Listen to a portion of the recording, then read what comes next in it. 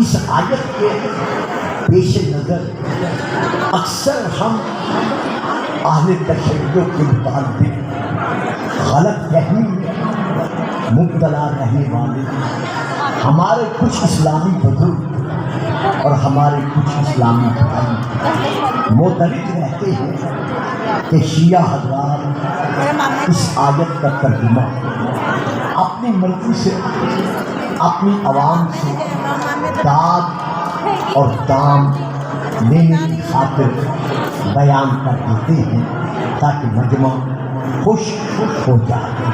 چونکہ میں حافظ آباد کے ماحول سے آج سے نہیں بچپن سے اچھی طرح آگاہ ہوں، میں واقف ہوں، مجھے علم ہے کہ یہاں صاحبان اسلام شیعہ اور اہل سنت کے مابین جو مثالی طور پر اتحاد اور اتفاق قائم و دائم ہے، اللہ کرے یہ اسی طرح قائم و دائم رہے۔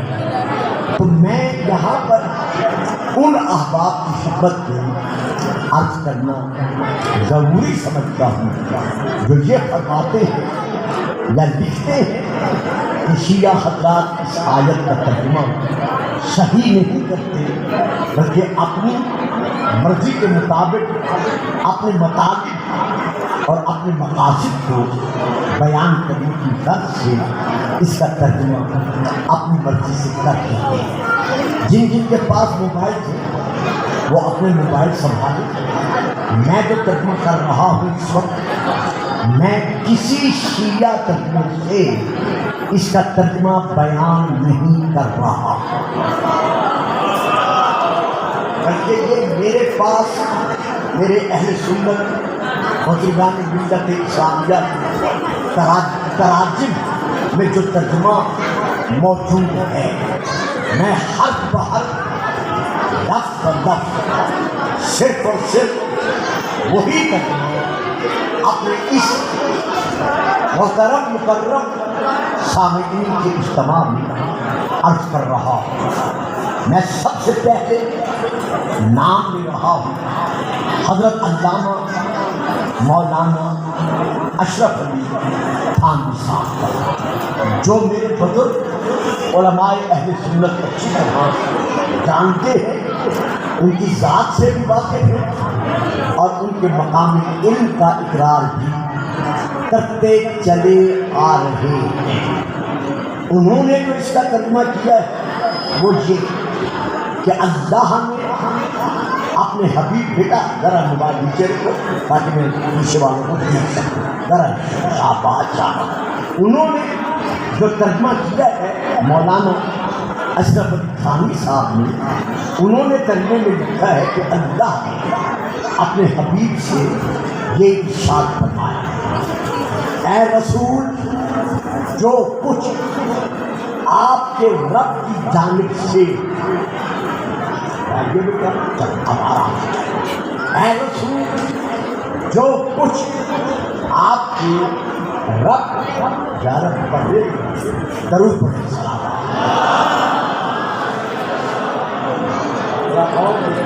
اور یہ بجائے خود کی چھوڑنے کے لیے تاکہ آپ وہ لکھتے ہیں کہ اللہ نے اپنے محبوب سے ارشاد فرمایا، اے رسول جو کچھ آپ کے رب کی جانب سے آپ پر نازل کیا گیا ہے،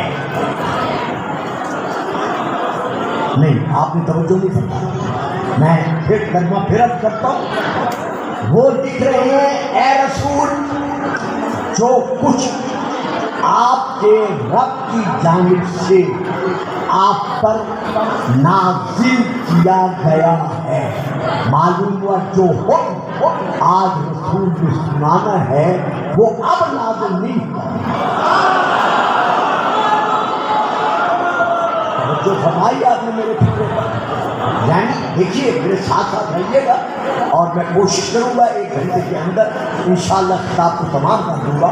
اے رسول جو کچھ آپ کے رب کی جانب سے آپ پر نازل کیا گیا ہے۔ معلوم ہوا یہ حکم آج 10 ہجری 18 ذی الحجہ کو نازل نہیں ہوا، بلکہ اس سے پہلے نازل کیا جا چکا ہے۔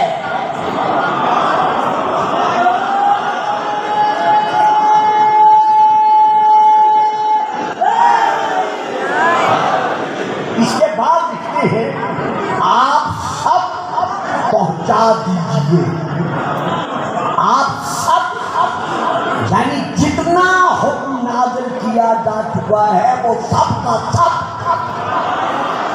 آپ پہنچا دیجیے۔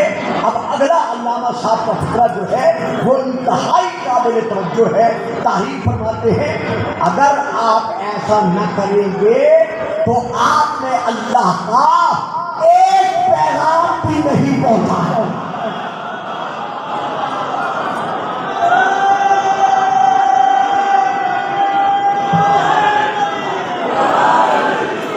اسی طرح نعرہ لگائیں گے جیسے آپ لگایا ہے۔ آپ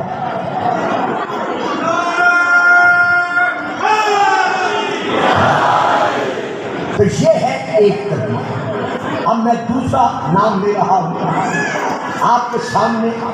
میں ایک ایسی شخصیت کا نام لے رہا ہوں جو آپ کے علاقے کے نہیں بلکہ بین الاقوامی سطح پر جانی پہچانی شخصیت ہے، علمی طور پر، خاندانی طور پر۔ ان کا اسم گرامی ہے حضرت پیر کرم شاہ صاحب، آپ بھیرا شریف۔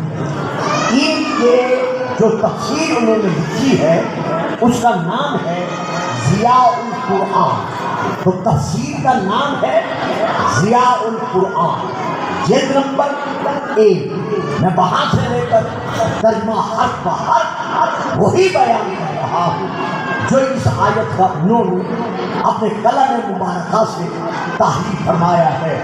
وہ لکھتے ہیں کہ اللہ نے اپنے رسول سے ارشاد فرمایا اے رسول پہنچا دیجیے جو اتارا گیا ہے۔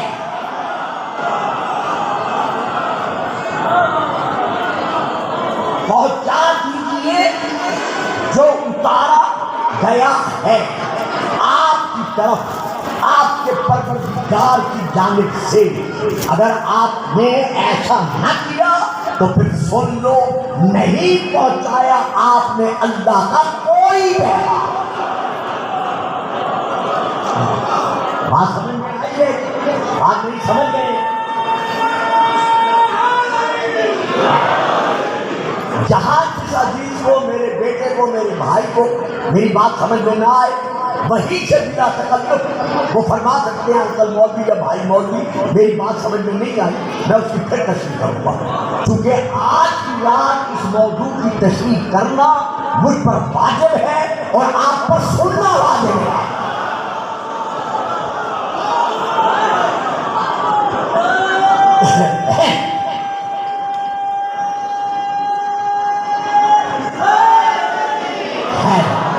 ٹھیک ہے صاحبان، میں ایک اور شخصیت کا نام بھائی جان دیکھیں گا، گھنٹہ گزر جائے گا میں تو گھنٹے بعد چھوڑ دوں گا، جہاں بات رکے گی گھنٹے بعد چھوڑ دوں گا، جتنا آپ ٹائم اپنا ضائع کریں گے میرا نہیں۔ تو میں اب تیسری شخصیت کا نام لے رہا ہوں حضرت علامہ مولانا مودودی صاحب۔ ان کی تفسیر کا نام تفہیم القرآن، لاہور کی شائع شدہ۔ میں وہاں سے لے کر یہ ان کے کلمات آپ کے گوش سماعت تک پہنچا رہا۔ انہوں نے لکھا ہے مولانا مودودی صاحب نے کہ اللہ نے اپنے حبیب سے فرمایا اے پیغمبر جو کچھ تمہارے رب کی طرف سے تم پر نازل کیا گیا ہے وہ لوگوں تک پہنچا دو۔ اگر تم نے ایسا نہ کیا تو اس کی پیغمبری کا حق ادا نہیں کیا۔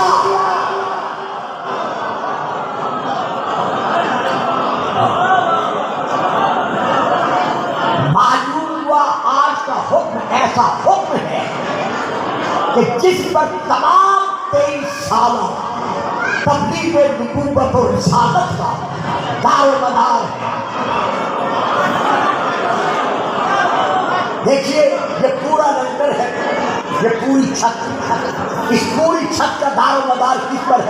ان پلرز پر. جب تک پلرز ہیں یہ چھت ہے, جب تک اس حکم کا اقرار ہے اسلام ہے.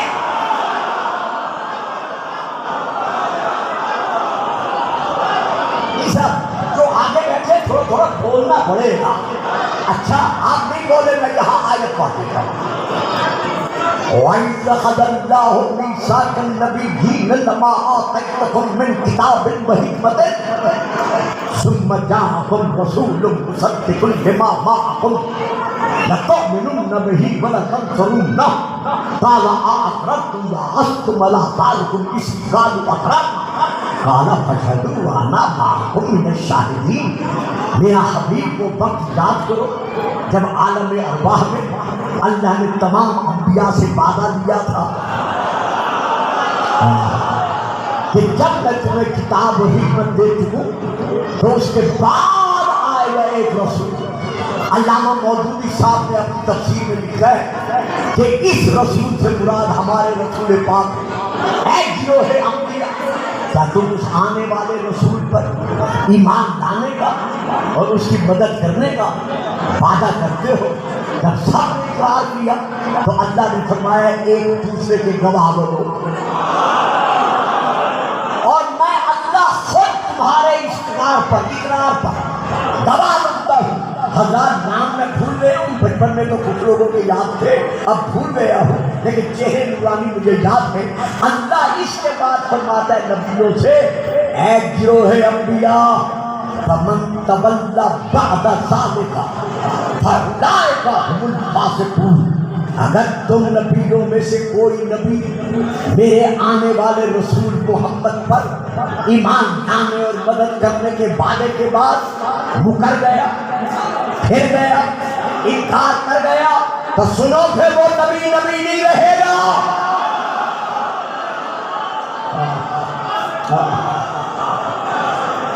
اور بیٹے خاموش ہو بیٹھو, نہیں میرا اس طرح کام نہیں کرتا. فاولئک هم الفاسقون. وہ نبی نہیں رہے گا بلکہ وہ فاسقین میں سے بن جائے گا. تو میرے صاحبان علم, صاحبان حافظہ بات, شیعہ سنی بھائیوں, اس آیت مثال سے بات ثابت ہو گیا کہ آدم سے لے کر حضرت عیسیٰ تک ہر نبی کی نبوت کا دار و مدار انحصار ہمارے نبی کی نبوت کے اقرار پر ہے. یعنی ہمارے نبی کی نبوت کا اقرار ہے تو وہ نبی ہے. اور اگر آدم صفی اللہ, نوح نجی اللہ, ابراہیم خلیل اللہ, موسیٰ کلیم اللہ, عیسیٰ روح اللہ, کوئی ہمارے نبی کی نبوت کا انکار کر دے تو اللہ کیا فرما رہا ہے؟ فاولئک هم الفاسقون. اس کا شمار فاسقوں میں ہوگا. اب فاسق کسے کہتے ہیں؟ فاسق کی تعریف کیا ہے؟ یہ صاحب علم کا اجتماع ہے جو نورانی چہروں سے واضح ہے. خشیہ ہے یا غیر شخصیہ ہے. کتب لغت میں جہاں فاسق کی اور تعریف ہے وہاں یہ بھی ہے کہ یہ ہے تیر انداز, اس کے پاس ہے کمان میں ہے تیر. جب تک تیر کمان میں ہے اس کا نام تیر ہے.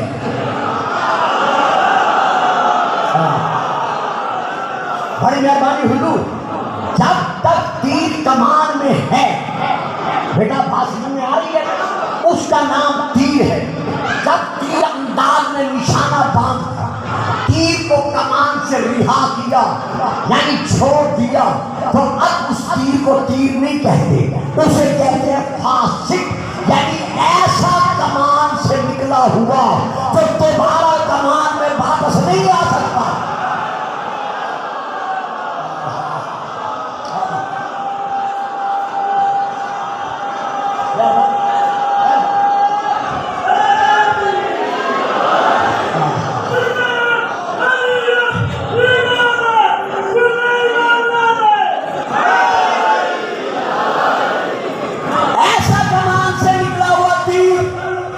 نکلنے کے بعد پھر تیر کمان میں واپس نہیں آ سکتا، تو اس تیر کو کہا جاتا ہے فاسق۔ اللہ فرما رہا ہے اے 1,01,26,000 نبیوں، اگر تم میں سے کوئی میرے محمد کا امتی نہ رہا تو وہ نبی نہیں رہے گا، بلکہ وہ فاسق بن جائے گا۔ تو مسلمانان عالم تمام انبیاء کی نبوتوں کا دارومدار ہے ہمارے نبی کی نبوت کے اقرار پر۔ اب اسی نبی سے اللہ کہہ رہا ہے وَإِن لَمْ تَفْعَلْ فَمَا بَلَّغْتَ رِسَالَتَهُ، اگر تم نے یہ کام نہ کیا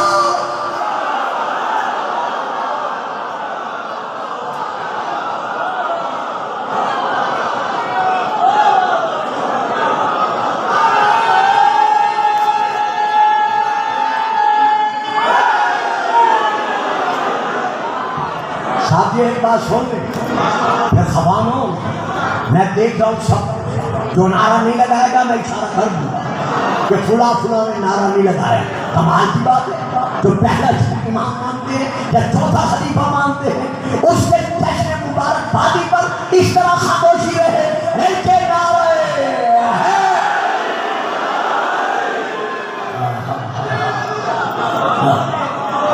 یہ تھا وہ ترجمہ جو میرے بزرگ علماء نے، علماء اہل سنت نے، جن کے میں نام لے چکا ہوں، اپنی تفسیروں میں یہ ترجمہ کیا ہے کہ اے رسول اگر تم نے یہ کام نہ کیا تو تم نے تبلیغ رسالت کا کوئی کام نہ کیا۔ بابا جی جب یہ لکھ رہے ہو، جب یہ خود اپنے قلم سے اپنے علم کے سائے میں لکھ رہے ہو کہ اللہ رسول سے فرما رہا ہے اگر یہ کام نہ کیا، یہ کام نہ کیا، یہ کام نہ کیا تو تم نے تبلیغ رسالت کا کوئی کام نہ کیا، تو پھر نیچے لکھو نا کہ وہ کام ہے کون سا۔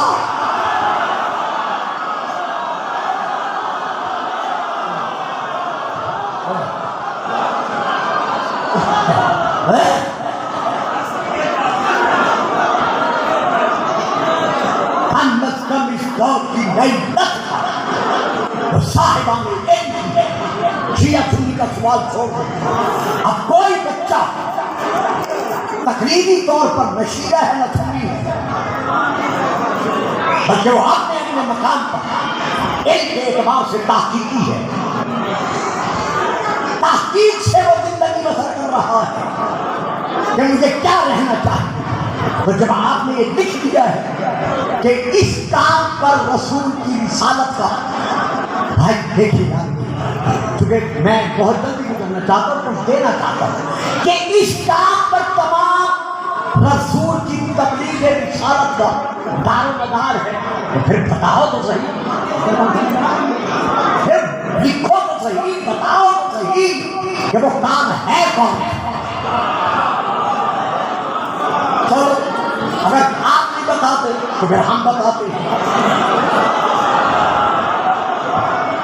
لیکن وہ بھی اپنی تفسیروں سے نہیں، تفسیر القرآن سے نہیں، تفسیر صافی سے نہیں، تفسیر قمی سے نہیں، تفسیر المیزان سے نہیں، تفسیر تسنیم سے نہیں، اپنی تفسیروں میں سے میں اس گھر اجتماع میں آج ایک شیعہ تفسیر کا نام نہیں لوں۔ تھوڑا تھوڑا آپ نے بولنا ہے تاکہ یہ میرا موضوع چل سکے، اگر آپ چپ کر جائیں گے تو مجھے پہلے بدلنا پڑے گا۔ تو لیجیے میں اپنے بڑے بھائیوں کی تفسیروں کے نام دے رہا ہوں کہ وہ کون سا کام ہے۔ یہ موبائل اپنے چیک کریں، لکھنا چاہتے ہیں لکھ لیں، بعد میں لینا چاہتے ہیں بعد میں سے لے لو۔ میں تفسیروں کے نام دے رہا ہوں۔ پہلی تفسیر کا نام ہے تفسیر سالبی، جلد نمبر 4۔ دیکھیے ایک بات دل میں رکھیے گا، عام میرا سامنے میرا ساتھ نہیں دے سکتے، اگر صاحبان علم بھی ان کی طرح چپ کر جائیں گے تو پھر میں جا کر کتنے سناؤں گا۔ پہلی تفسیر کا نام ہے تفسیر سالبی، جلد نمبر 4۔ دوسری تفسیر کا نام ہے تفسیر در منصور، جلد نمبر 2۔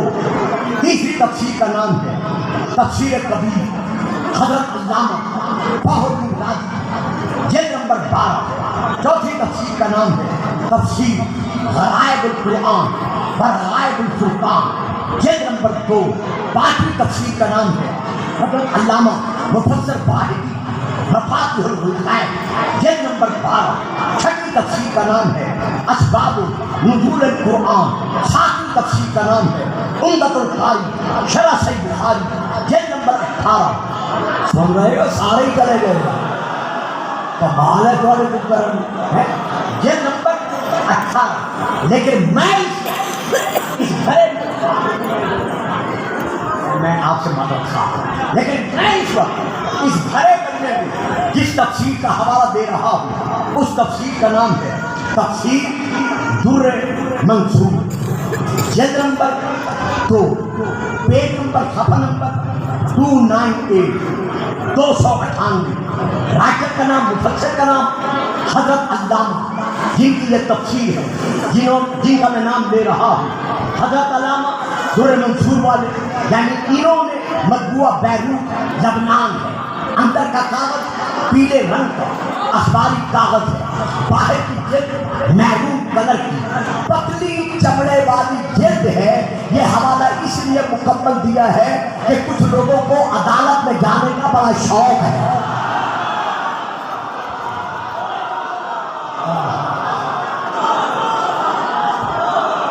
تو مفسر کا نام ہے حضرت علامہ جلال الدین سیوطی۔ اب میں سارا حوالہ دے دیے، اب ایک لفظ بھی اپنی طرف سے نہیں پڑھوں گا، وہی پڑھوں گا جو انہوں نے اس میں لکھا ہے۔ وہ لکھتے ہیں ان ابی سعید الخدری رضی اللہ تعالی عنہ، رسول پاک کے پیارے پیارے صحابہ میں سے آپ کے ایک پیارے صحابی حضرت ابو سعید الخدری بیان کرتے ہیں، قال نزلت هذه الآية يا أيها الرسول بلغ ما أنزل إليك من ربك يوم غدير صم۔ لوگوں اس مغالطے میں نہ رہنا، یہ آیت مدینے میں نازل نہیں ہوئی، مکے میں نازل نہیں ہوئی، میدان عرفات میں نازل نہیں ہوئی، بلکہ غدیر والے دن میں یہ آیت نازل ہوئی۔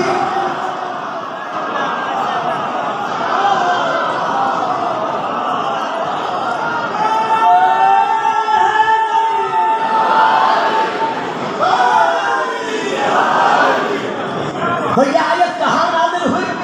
یا ایھا الرسول بلغ ما انزل الیک من ربک یوم غدیر صم۔ یہ آیت میدان غدیر میں نازل ہوئی۔ آگے لکھتے ہیں کیوں نازل ہوئی؟ تو حضرت ابو سعید الخدری فرماتے ہیں کہ علی ابن ابی طالب، یہ آیت کسی اور کی شان میں نہیں آئی بلکہ کا قصیدہ بن کے آئی۔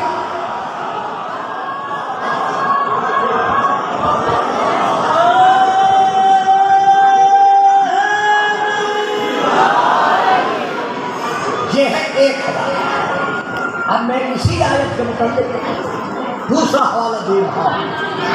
تفسیر کا نام ہے تفسیر کبیر، حضرت علامہ فخر اللہ، جلد نمبر 12، صفحہ نمبر 49 and 50، 49 اور 50 عربی میں لکھتے ہیں، لکھتے آتے ہیں العاشرو۔ اس آیت کی شان نزول کو لکھتے ہوئے کہتے ہیں 10واں قول یہ ہے، پھر لکھتے ہیں وہ 10واں قول کون سا ہے؟ نزلت الآیت فی فضل علی ابن ابی طالب۔ یہ آیت نازل ہوئی ہے علی کی فضیلت منوانے کے لیے۔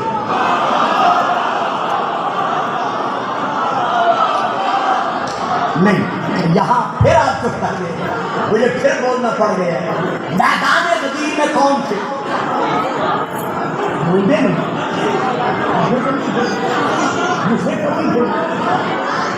میں پڑھ گیا اور بابا جان، میرے بیٹوں، میرے بھائیوں، میرے بزرگوں، آج کیوں نازل ہوئی ہے؟ علامہ فخر الدین لکھ رہے ہیں فی فضل علی، یہ آیت نازل ہوئی ہے علی کی فضیلت منوانے کے لیے۔ تو نازل کہاں ہوئی ہے؟ میدان غدیر میں۔ تو میدان غدیر میں نہ مشرک تھے نہ کافر تھے، سارے کے سارے صحابہ تھے، پیارے پیارے صحابہ تھے، رضوان اللہ علیہم اجمعین تھے۔ تو یہ آیت کیوں نازل ہوئی ہے؟ علی کی فضیلت منوانے کے لیے۔ یار اللہ علی کی فضیلت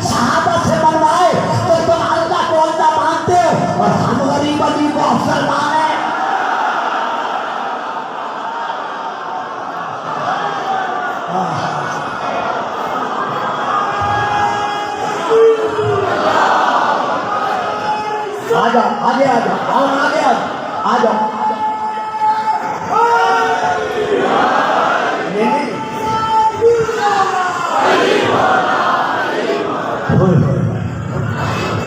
میری بات سمجھ میں آئی؟ یہ آیت کیوں نازل ہوئی ہے؟ یہ میں ایک ہاتھ پہ روک رہا ہوں اور تفصیل کے ساتھ بیان کر رہا ہوں کہ یہ آیت کیوں نازل ہوئی ہے. فی فضل علی ابن ابی طالب، علی ابن ابی طالب کی فضیلت منوانے کے لیے بس نہ آگے لکھتے ہیں. وَلَمَّا نَزَلَتْ هَٰذِهِ الْآيَةُ، جب یہ آیت نازل ہوئی، اخذ بِیَدِهِ، رسول نے علی کا ہاتھ پکڑا. بیٹا ذرا ادھر ہو جا تاکہ وہ چھپ نہ جائیں. جب یہ آیت نازل ہوئی تو رسول نے کیا کیا؟ اخذ بِیَدِهِ، علی کا ہاتھ پکڑا اور پکڑ کر کیا کیا؟ وقال، فوراً رسول نے کہا لوگوں من کنت مولا فہذا.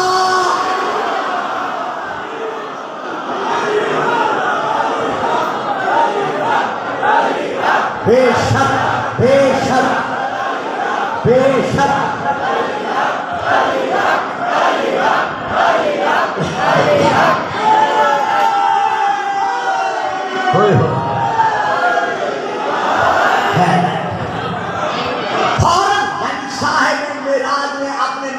ہاتھوں پر علی کو معراج بخشی. واہ سید واہ سید. صاحب معراج نے اپنے معراجی ہاتھوں پر علی کو معراج بخشی. اچھا ایک بار اور میرے نہیں بول رہے شاید بول رہے ورنہ میں پھر اشارے کرنے میں اتر آؤں گا تو نہیں بول رہے. رسول جس طرح علی سے منصب میں بلند، اسی طرح قد و قامت کے اعتبار سے علی سے بلند. جس طرح منصب سے میں علی سے بلند، اسی طرح ظاہری قد و قامت کے اعتبار سے علی سے بلند. جس طرح علی رسول سے باعتبار منصب کم، تھوڑا سا کم، اسی طرح باعتبار جسم و جسمانیت بھی رسول سے تھوڑا کم. تو رسول نے کیا کیا؟ والشمس وضحاہا والقمر اذا تلاہا، جب سورج ڈوبنے لگتا ہے تو چاند کو اپنے آگے کر دیتا ہے.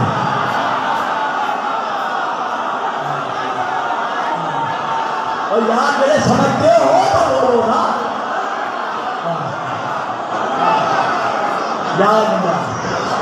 جب سورج غروب ہونے لگتا ہے، جب سورج غروب ہونے لگتا ہے تو چاند کو آگے کر دیتا ہے کہ دیکھو میں جا رہا ہوں، میرا خلیفہ، میرا خلیفہ، میرا جانشین، میری جگہ پر چاند تمہارے سامنے آ رہا ہے. والشمس وضحاہا والقمر اذا تلاہا. اب رسول بتا رہے ہیں کہ لوگوں میں تو جانے والا ہوں، لیکن یہ دیکھو میں چاند دکھا کے جا رہا ہوں. یہ نور اسلام کی تبلیغ ختم نہیں ہوگی.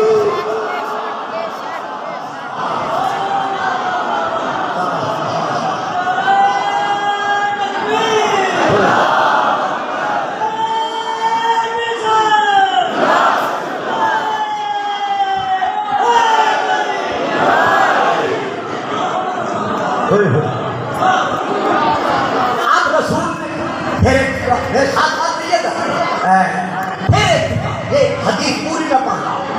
جس رسول نے کبھی اپنے دشمن کو بد دعا نہیں دی.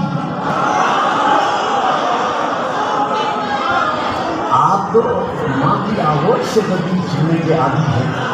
مجھے تو اگلا فکرہ نہیں بولنا چاہیے تھا، میں تو حیران ہوئے ہوں کہ آپ چپ کر گئے. جس رسول نے کبھی اپنے دشمن کو بھی بد دعا نہیں دی.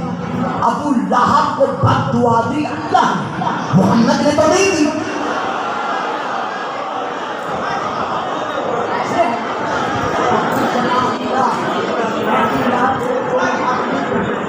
بد دعا کون دے رہا ہے؟ اللہ دے رہا ہے، رسول تو نہیں دے رہا. اللہ جس رسول نے کبھی اپنے دشمن کو بد دعا نہیں دی، علی کو منوانے کے لیے وہی رسول اعلان کرنے کے بعد سر تھک اور آسمان کی طرف دیکھتا ہے اور دیکھ کر کہتا ہے یہ تقسیم میرے ہاتھ میں. اللہم بالمن والاؤ، یا اللہ محبت اس سے رکھ جو علی وفادار ہے.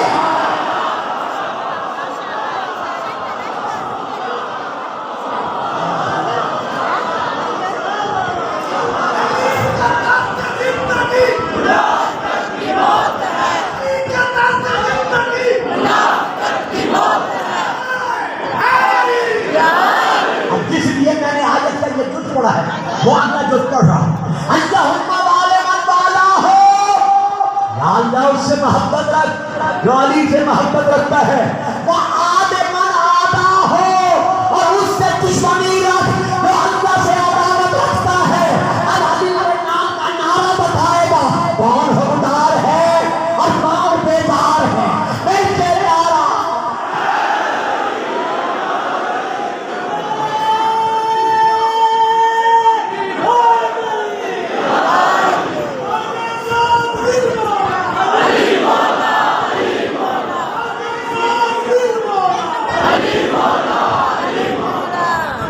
بس تاہیر ختم نہیں، آگے بھی ہے۔ یہ دیکھو میرے ہاتھ آگے بھی ہے کہ جب رسول یہ اعلان کر چکے، دعا بد دعا کر چکے، فَلَّكَ يَا عمر رضی اللہ تعالی عنہ، اس اعلان کے فوراً بعد جناب حضرت عمر جیسی تاریخی شخصیت رضی اللہ تعالی عنہ نے علی سے ملاقات کی اور ملاقات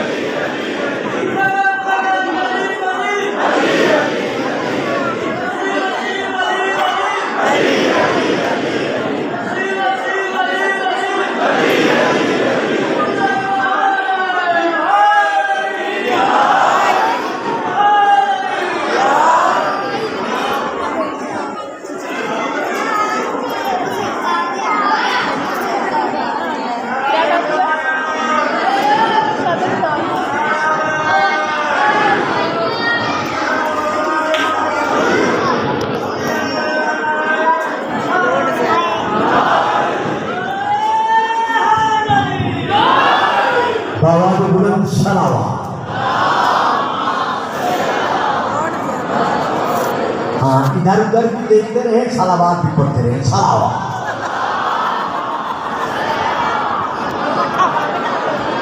فلک یا عمر رضی اللہ تعالیٰ عنہ، رسول کے اس اعلان کے بعد اسلام کی تاریخی شخصیت حضرت عمر رضی اللہ تعالیٰ عنہ جیسی شخصیت نے علی سے ملاقات کی اور ملاقات کے بعد ایک تاریخی جملہ ادا کیا جو تاریخ کے سینے پر آج تک نقش چلا آ رہا ہے۔ وہ جملہ کیا تھا؟ فقال، حضرت عمر نے علی کو دیکھتے ہی کہا، حنین لگا یا ابن ابی طالب، اے ابو طالب کے بیٹے تجھے مبارک ہو۔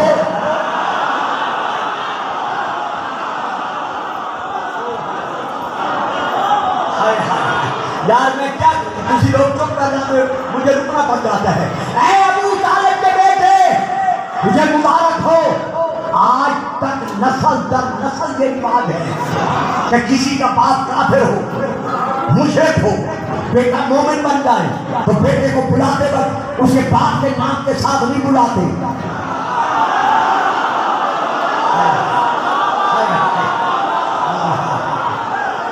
حضرت عمر رضی اللہ تعالیٰ عنہ نے علی کو کیا کہا؟ اے ابو طالب کے بیٹے، تعلقوں میں مانتے تھے کہ ہمارے باپوں کا نام لیا جائے یا نہ لیا جائے وہ الگ بات ہے، علی کا باپ وہ ہے.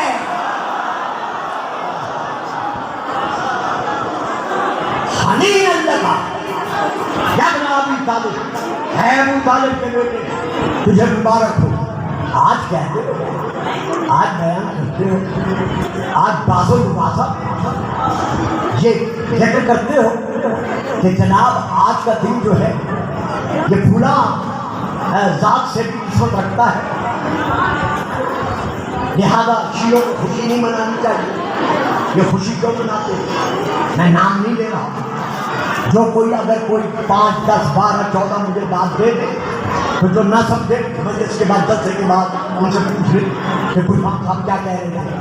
آج ہم سے کہا جاتا ہے 18 ذی الحجہ کا دن نہ مناؤ، عید نہ مناؤ، خوشی نہ مناؤ، کیونکہ اس دن کی نسبت کسی کی وفات کے ساتھ بھی ہے. تو جب وفات کے ساتھ ہے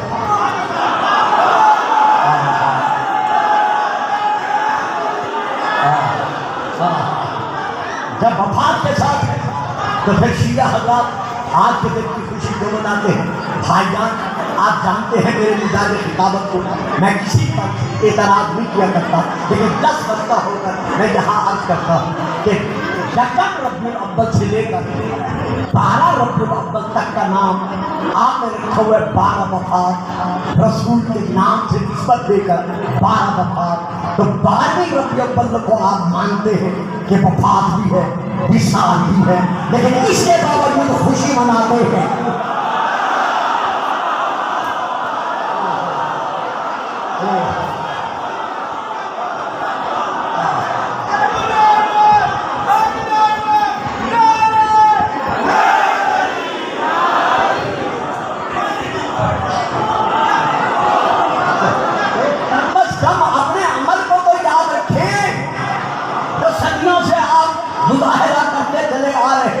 بس میں آگے کچھ نہیں کہہ سکتا، میں اتنا کہتا ہوں کہ حضرت عمر رضی اللہ تعالیٰ عنہ نے کیا کہا؟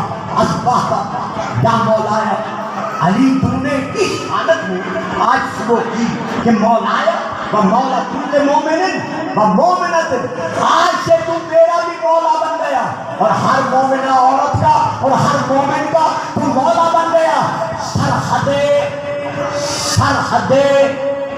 سرحدے گجرات اور جرہت پر رہنے والے میرے سگالر آپ اسلام بھائی، تو کہتا ہے کہ شیعہ حضرات علی کو مولا کیوں مانتے ہیں؟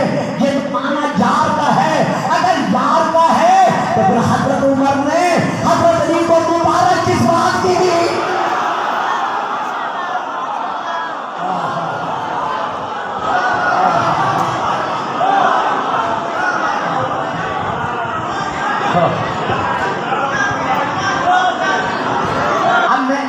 دیکھیے اب میں آگے بڑھ رہا ہوں، ایک اور بہت کتاب کا نام لے رہا ہوں، جس کتاب کا نام ہے الصواعق المحرقہ. آپ سب صاحب اپنے اس کتاب کے نام سے اچھی طرح بات کریں. الصواعق المحرقہ، جی ہاں، مجموعہ بیرون النام، میں وہاں سے لے کر عربی میں وہاں سے لے کر پڑھ رہا. اس میں یہ درد ہے کہ رسول پاک نے جب علی کا ہاتھ پکڑ بلند کیا تو پورے مجمع کی طرف دیکھا، دیکھ کر کہا فقال صلی اللہ علیہ وسلم الیسا تشہدون ان لا الہ الا اللہ وان محمدا عبدہ ورسولہ. کیا تم سب اس بات کی گواہی دیتے ہو کہ اللہ وحدہ لا شریک ہے اور میں محمد اس کا عبد اور اس کا رسول ہوں؟ وَأَنَّ جَنَّتَهُ حق، اللہ کی جنت حق، وَأَنَّ نَارَهُ حق، اللہ کا جہنم حق، وَأَنَّ الْمَوْتَ حق، موت کا آنا حق ہے، وَأَنَّ الْبَعْثَ حق، بعد الموت، موت کے بعد قبر سے اٹھایا جانا یہ حق ہے، وَأَنَّ السَّاعَةَ آتِيَةٌ لَا رَيْبَ فِيهَا، قیامت کے روز کا آنا یہ بھی بلا شک ہے، یعنی حق ہے، وَأَنَّ اللَّهَ يَبْعَثُ مَن فِي الْقُبُورِ، اور اللہ قیامت سے پہلے تمام قبروں میں سونے والوں کو ان کی قبروں سے اٹھائے گا، یہ بھی حق ہے۔ جب رسول یہاں تک فرماتے تھے کہ کیا مانتے ہو یہ حق ہے، قالوا 1,26,000 اصحاب کرام رضوان اللہ علیہم اجمعین نے مل کر کہا، قالوا، ان سب نے مل کر کہا، بلا، ہم اقرار کرتے ہیں یہ سب کچھ حق ہے۔ ہاں ہم اقرار کرتے ہیں یہ سب کچھ حق ہے، نشہد بذالک، ہم اس کی گواہی دیتے ہیں یہ حق ہے۔ اللہم اشہد، اب رسول نے آسمان کی طرف دیکھا، دیکھ کر کہا یا اللہ آپ گواہ رہنا، جب میری ہر بات کو حق مانتے ہیں تو میں اسے بھی حق مانے۔ اللہم اشہد، یا اللہ اس بات پر گواہ رہنا، اس بات پر گواہ رہنا۔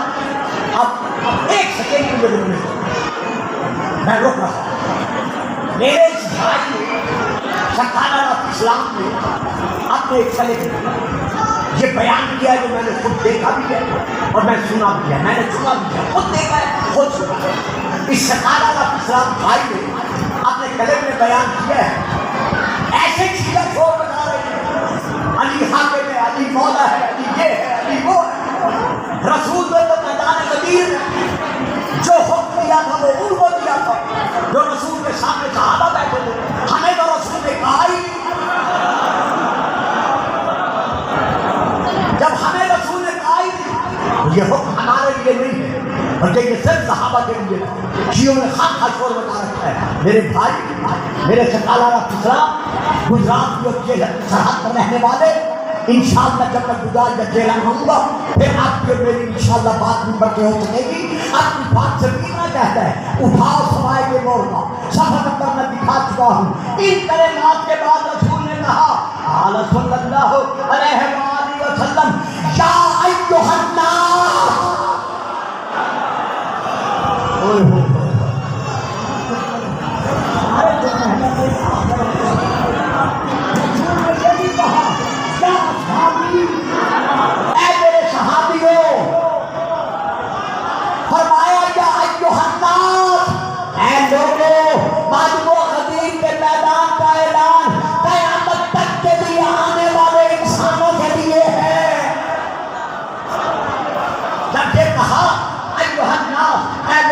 تو اس کے بعد کیا فرمایا؟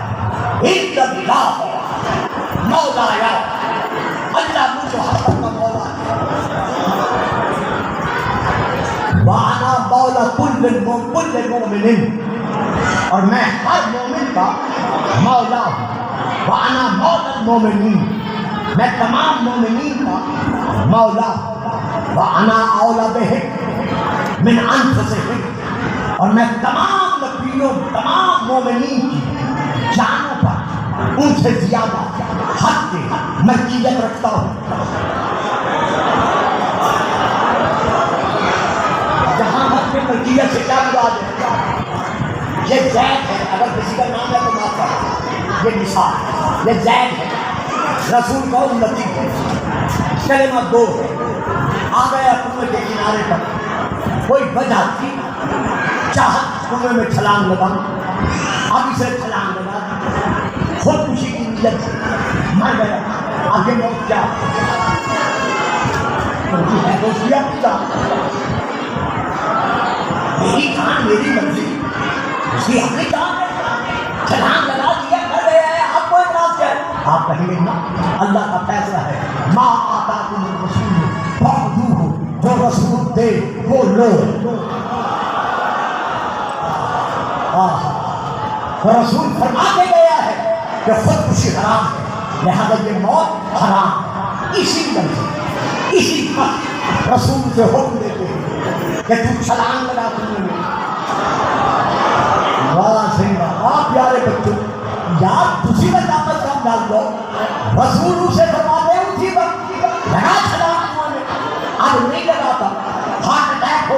نیچے گرتا ہے مر جاتا ہے. اب کون سی موت ہے؟ اب حرام موت ہے. اب جو حرام موت ہے من جو دے رسول فقط اللہ، جس نے رسول کی اطاعت کی اس نے اللہ کی اطاعت کی. تو میری اطاعت رسول سے خارج ہو گیا. اس لیے اب اس کی موت حرام موت ہے. معلوم ہوا کوئی مومن اپنی جان پر حق ملکیت نہیں رکھتا، لیکن رسول حق ملکیت رکھتا ہے. تو اب رسول فرماتے ہیں وانا مولا المومنین، میں مومنین کی جانوں پر ان سے زیادہ حق ملکیت رکھتا ہوں. وانا مولا بہن انفسہم، ہمان تم تو مولا ہو فہذا مولا ہو، یعنی علی المولا، یعنی کس طرح میں مومنین کی جانوں کا مالک ہوں اسی طرح علی مومنین کی جانوں کا مالک.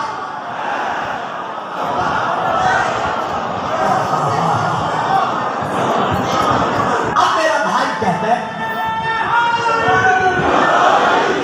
بھائی کہتا ہے کہ نہیں لفظ مولا کا معنی یہاں پر جار ہے، یہاں مولا کا معنی آقا نہیں ہے، حاکم نہیں ہے.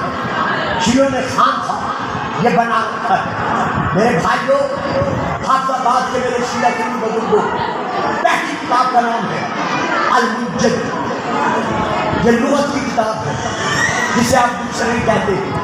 یہ شیعہ سنی کی کتاب نہیں ہے، عربی کی لغت ہے. دوسری کتاب کا نام ہے لسان العرب، یہ بھی لغت کی کتاب ہے، عربی کی ڈکشنری. تیسری کتاب کا نام ہے التحقیق، یہ بھی لغت کی کتاب ہے. اب ساری کتابوں کے نام نہیں لیتا جو گھنٹہ گزرنے والا ہے. ان میں لکھا ہوا ہے مولا کے لفظ کے کتنے معانی ہیں.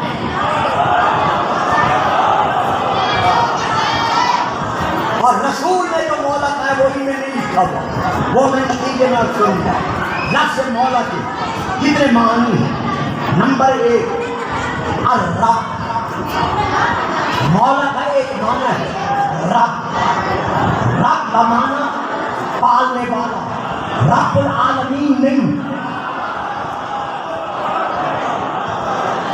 وہ دلدرا ہوتی ہے، آپ سو جائیں گے مجھے پتا ہے، لیکن میں نے دینی ہے.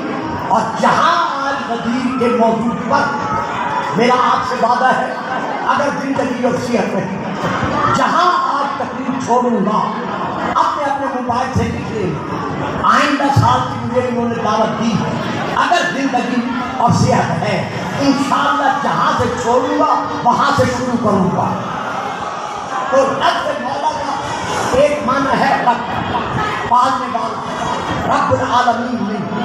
دوسرا معنی لفظ مولا کا العم، چچا. دوسرا معنی. تیسرا معنی ابن العم، چچا کا بیٹا. چوتھا معنی الابن، خود اپنا بیٹا. پانچواں معنی ابن الاخت، بھانجا، بہن کا بیٹا. چھٹا معنی الموتق، آزاد شدہ غلام. صحیح سمجھا نہیں بابا جی، سوڑا نہیں. یہ مجھے پتا ہے میں کتنی محنت سے پڑھ رہا ہوں، کیونکہ میری تقریر سے شیعوں کے لیے نہیں ہوتی. میں اپنی تقریر کے ایک لفظ کا حافظ آباد سے لے کر مکہ یونیورسٹی تک شامل.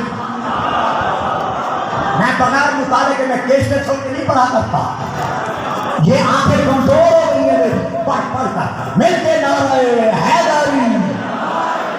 تو اب اس کا چھٹا معنی ہے الموتق، غلام کو آزاد کرنے والا. ساتواں معنی ہے الموتق، آزاد شدہ غلام. آٹھواں معنی ہے المنعم، انعام کرنے والا. دسواں معنی ہے المنعم، جس پر انعام کیا جائے.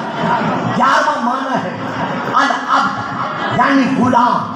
12واں معنی ہے المالک، حق کے ملکیت رکھنے والا. 13واں معنی ہے التابع، پیروی کرنے والا. 14واں معنی ہے الشریک، ذات اور صفات میں شرکت رکھنے والا. اور 15واں معنی ہے الصاحب، ساتھی. 16واں معنی ہے الجار، یعنی پڑوسی. 17واں معنی ہے الشہر داماد یا سسر، 18واں معنی ہے المحب حبدار، 19واں معنی ہے الناصر مددگار، 20واں معنی ہے السید سید و سردار، 21واں معنی ہے المتولی لہو کسی کی طرف سے اس کے امور کا بالی ہونا، 21واں معنی ہے المتصرف فی الامر کسی کے احکام میں مختار عام رکھنے والا، یعنی جو کسی کو مختار نامہ دے دیتا ہے وہ اس کے اوامر کو اختیار میں لا سکتا ہے۔ تو آپ یہ 21 معنی ہیں لفظ مولا کے۔ تو یہاں معنی کیا ہے؟ یہ 21 معنی ہیں لفظ مولا کے۔ من کنت مولا میں معنی کیا ہے؟ یہاں معنی کیا ہو؟ بالکل میری شرعی ذمہ داری ہے، اسی لیے میں اپنی شرعی ذمہ داری بتاؤں گا، کیونکہ اگر آپ نے مجھے وقت دے دیا کہ میں کھیلنا نہیں چاہتا، اگر کوئی کہے گا تو سننے والے کے سامنے پہلے تشریح دینی پڑے گی کہ میں کس معانی میں کہہ رہا ہوں۔ اگر تشریح نہیں کرے گا تو علماء کہتے ہیں، میں طالب علم ہوں، کہ اسے کہتے ہیں تبادل ذہن، یعنی ایسا لفظ استعمال کرنا کہ جس کے سننے والے کا ذہن ادھر جائے جدھر آپ نہیں جا رہے۔ تو یہ بہت بڑا مسئلہ ہے، تو اس کے لیے میں لفظ مولا کا معنی دیتا ہوں، اور اگر آپ چاہیں گے تو جب میں پھر کبھی حیدرآباد آیا میں ساری تقریب لفظ پہ کر دوں گا میرے نعرہ حیدر۔ تو اب یہاں پر علی کن معانی میں مولا ہے؟ تو رسول فرما رہے ہیں ان اللہ مولا، اللہ میرا مولا ہے، وَأَنَا مَوْلَى الْمُؤْمِنِينَ میں مومنین کا مولا۔ من کنت مولا فَهَذَا عَلِيٌّ مولا، جس کا میں مولا ہوں اس کا علی مولا ہے۔ تو اب علی کی معانی میں مولا ہے۔ آپ پہلے اللہ کو دیکھو، پھر رسول کو دیکھو، پھر علی کو دیکھو، سارے بیٹھے ہو سننے والے ماں کی گود سے مدد سے سن رہے ہو۔ میں تشریح میں نہیں جاؤں گا، میں آیت پڑھوں گا۔ سورہ المائدہ کی یہ آیت ہے انما ولیکم اللہ ورسولہ والذین آمنوا الذین یقیمون الصلاۃ ویؤتون الزکاۃ وہم راکعون۔ پہلا ولی اللہ ہے، دوسرا ولی رسول اللہ ہے، تیسرا ولی حالت رکوع میں زکات دینے والا علی ہے۔ تو اب اللہ بھی ولی ہے، رسول بھی ولی ہے، علی بھی ولی ہے، لیکن اللہ مطلقاً ولی ہے۔ اللہ کو کسی نے ولی بنایا نہیں، تو ہم نے اللہ کو ولی مانا، کہا لا الہ الا اللہ، محمد کو ولی مانا، کہا محمد رسول اللہ، علی کو مولا مانا، کہا علی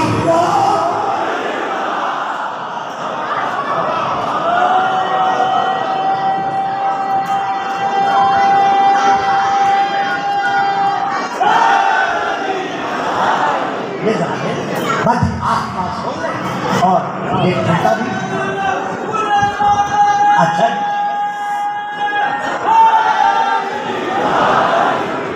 رکھے سیدھا سنیو لگا کے چھوڑ کر قرآن یہ ہے قرآن میرے ساتھ۔ یہ دیکھو میں حوالہ دے رہا ہوں کہ رسول پاک نے علی کی ولایت کا اعلان فوراً نہیں کیا،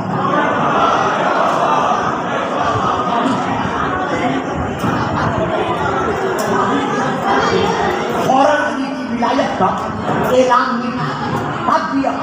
پہلی کتاب کا نام کنز الامہات جلد نمبر 8، پھر یہی کتاب کنز الامہات جلد نمبر 15، پھر کتاب کا نام الریاض النظر جلد نمبر 3، پھر کتاب کا نام فرائض الصمتین جلد نمبر 1 باب نمبر 12، پھر کتاب کا نام الفصول المہمہ عربی میں صفحہ نمبر 42 میں نے ایک بھی شیعہ کتاب کا نام نہیں لیا۔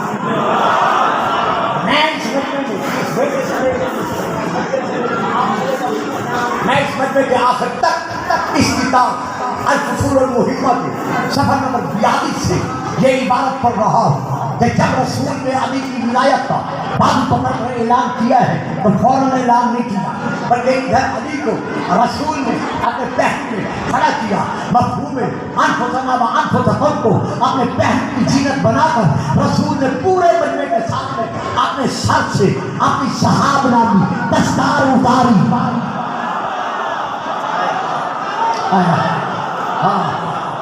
واہ جی واہ، واہ جی واہ، ہائے ہائے. بچوں تھی بول نہیں رہے، دیکھ رکھ کے بیٹھے، ٹھیک ہو کے بیٹھو، مل کے نعرے لگاؤ، نعرے.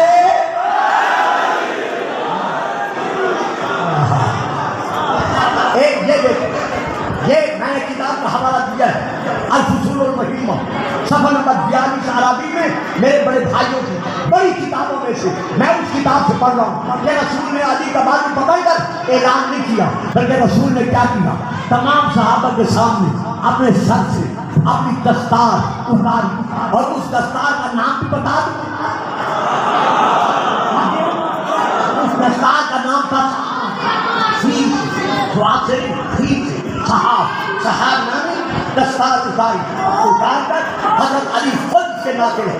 آپ فرماتے ہیں کہ رسول نے کیا کیا، اپنی دستار اتار کر امامنی رسول اللہ بے امامت، رسول نے اپنا امامہ کھول کر میرے سر پر باندھنا شروع کیا.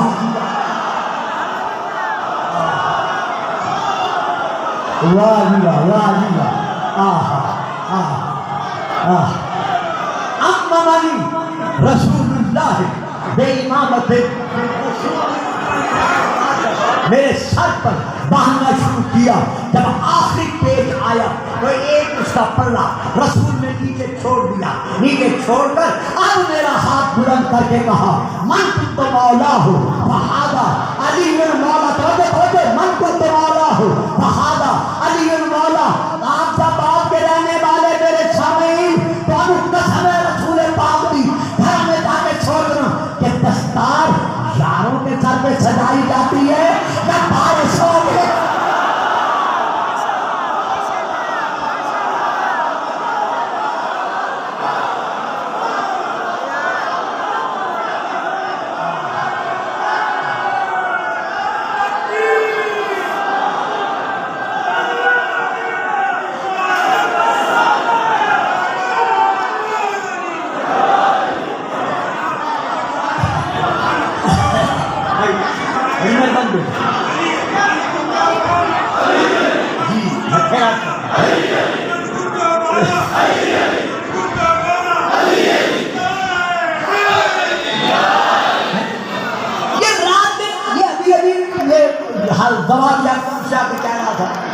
قبلہ میں لیٹ اس لیے ہو گئے فلاں جنازے سے، فلاں مر گیا.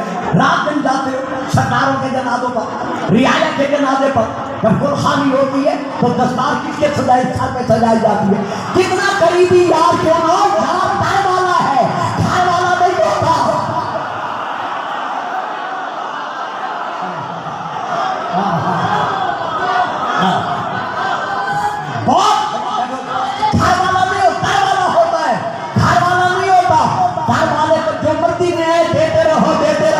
لیکن جب دستار کی وراثت کا وقت آئے گا تو گھر والے کو نہیں دو گے، بلکہ گھر والے کو دو گے. رسول نے علی کے سر پر دستار سجا کر یہ منوا دیا کہ جس طرح علی میری ذات اور میری صفات کا وارث ہے، اسی طرح علی میری دستار.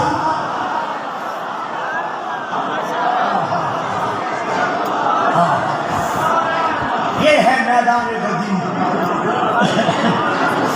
جس میں رسول نے 2.5 گھنٹے کا خطبہ پڑھا ہے. 2.5 گھنٹے جس میں رسول پاک نے 210 مرتبہ اللہ کی توحید بیان کی. زندگی رہی تو انشاءاللہ آئندہ سال میں آپ کے سامنے خطبہ پڑھوں گا کہ میدان غدیر میں رسول خدا نے جو خطبہ پڑھا ہے وہ توحید بھی منوا رہا ہے، ختم نبوت بھی منوا رہا ہے، مہدویت بھی منوا رہا ہے، علی کی امامت اور ولایت بھی منوا رہا ہے. دوستو بھائیو، ہم خطا نبی بولنا نہیں مانتے. جو شیعہ ہے شیعہ اسنا عشریہ، اسلام دو، اسلام دو، اشر 10، 2 10 بول دیں 12 نا، تو ہم اپنے آپ کو کیا کہتے ہیں؟ شیعہ اسلام عشریہ، یعنی 12 اماموں کو ماننے والا، خدا کی قسم، مصطفیٰ کی قسم، مرتضیٰ کی قسم، قرآن خدا کی قسم، سید الشہداء کی قسم، 12 ائمہ کی قسم، ہمارا کوئی ذاکر، کوئی مولوی، کوئی خطیب، کوئی واعظ، کوئی ملنگ، کوئی موالی، کوئی ناظری، کوئی ادادار، کوئی خوددار علی کو اللہ نہیں مانتا۔ کیوں نہیں مانتا؟ میں قسم کھا کے کہتا ہوں نہیں مانتا۔ یہ ہر فیملی لوگوں کہ کہتے ہیں شیعہ علی کو اللہ مانتے ہیں، کوئی شیعہ علی کو اللہ نہیں مانتا۔ کیوں نہیں مانتا؟ مانتا نہیں بلکہ نہیں مان سکتا، مانتا نہیں بلکہ نہیں مان سکتا۔ کیوں؟ شیعہ اثنا عشریہ، شیعہ کہتے ہیں اسے جو 12 اماموں کو مانے۔ اگر کوئی شیعہ، اگر کوئی نقل کو اس کو اگر کوئی شیعہ علی کو اللہ مان لے تو پھر نتیجہ کیا نکلے گا کہ علی 12 کی سب سے نکل گیا۔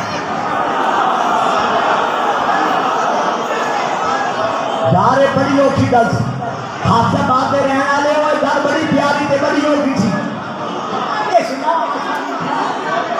جی کٹھے کر اسنا عشریہ، 12 اماموں کو ماننے والا اگر کوئی یہ کہہ دے، کہتا نہیں، اگر کوئی کہہ دے کہ علی اللہ ہے تو علی 12 کی سب سے، 12 اماموں کی سب سے نکل گئے۔